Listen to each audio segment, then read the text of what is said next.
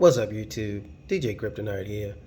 I'm just, anyway, I'm talking pro sports, boxing, combat sports, and the like. But today I just want to comment on the Kyrie Irving issue.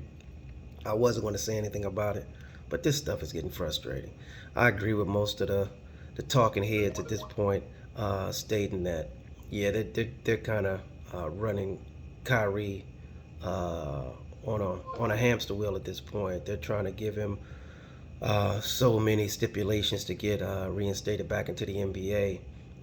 It's just absurd at this point. But the crazy part about this is not only are people talking out of both sides saying, yeah, he screwed up, he said this, blah, blah, blah, but the circumstances by which he needs to, the things he has to complete to get back to reinstated or back into the league are absurd or unreasonable.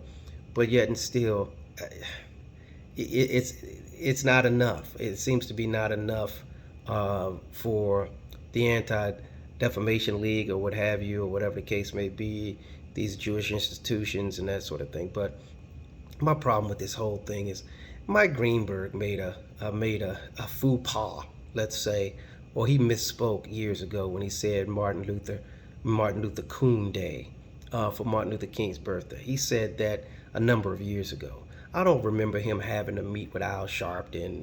I don't remember him having to meet with the NAACP.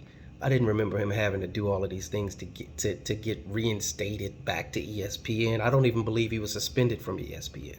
So it's just crazy how it's just an unlevel playing field when it comes to sensitivity about certain things. So Martin Luther King is a sacred individual in the black community, and for you to say something like that should be scrutinized heavily by the black community, by any community, because he was a guy that stood on peace, and he was desegregating certain things, and he opened it up for black people and people in general, really.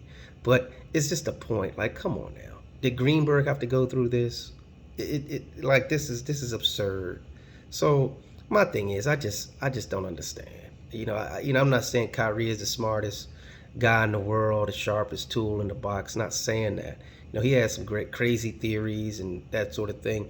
But for him to share something and then apologize about it, and then you're gonna push him through these hoops, just remember the Mike Greenberg incident and see what he had to do, which was literally nothing but an apology. That's all it was. And for him to make that, I think that was just more egregious than anything else. That was more egregious than what Kyrie Irving did. And we're still harboring this or holding his feet to the fire about something he apologized to. It makes no sense.